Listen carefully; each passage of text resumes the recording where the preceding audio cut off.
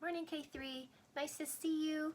I just wanted to say how proud I am of all of the work that you've been doing at home. It's amazing. I love that you can share with me, and our Google Classroom seems to be working. So that's wonderful. Thank you for doing such a good job.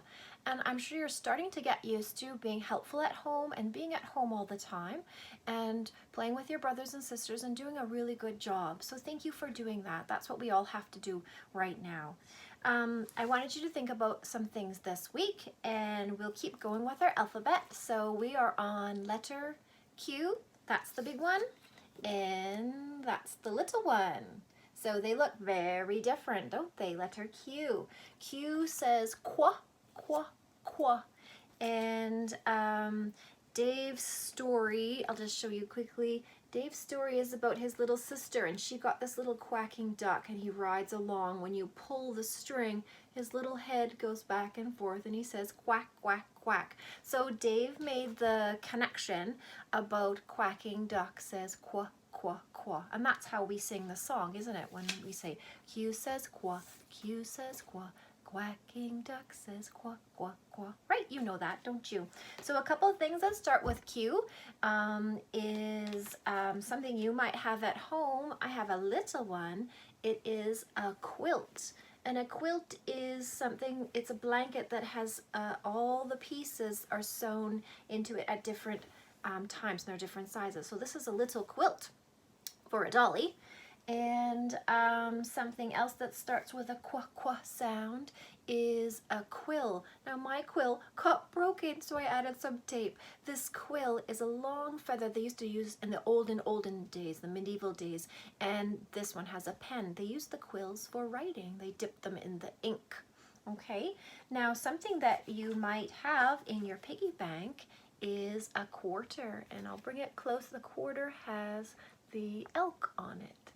So quarter, and it's 25 cents. And then something else you might find in your bathroom, a Q-tip.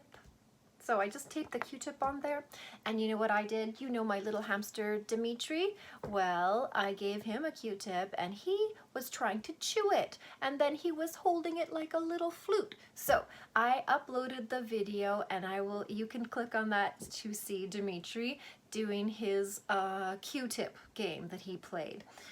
It was kind of funny, so I hope you enjoy seeing Dimitri. And we were thinking we were going to have to wait till it was warmer before you could meet Dimitri, but now you can see him on video, okay? So I hope you enjoy that.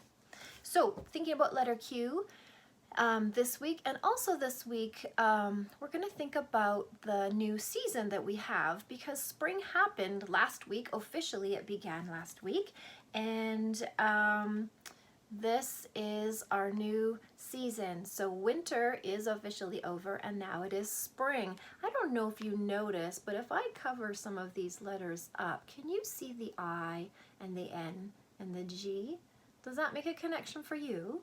It's the ing sound, and usually we have that at the end of words. So if we are playing or sing-ing or run-ing, we have ing, and we've been using that in our journal for quite a while. But the ing letters also are a word family, so you could rhyme. So I challenge you and your family to think of some things that might rhyme with spring. Spring and sing might be just the beginning of your list that you can make, so try that out. Now, spring is a dramatic season. Do you know what I mean by dramatic? Dramatic means big and changing all the time, big.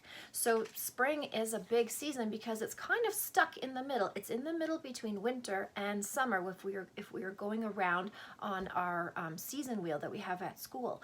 So because it's in the middle, some days are warm and wonderful like summer, and some days are cold and blowy like winter. So when you wake up in the morning, check out the window and see, is this a kind of a summer spring day or a winter spring day? And so check what it is today. What do you think it is? So take a peek, have a look.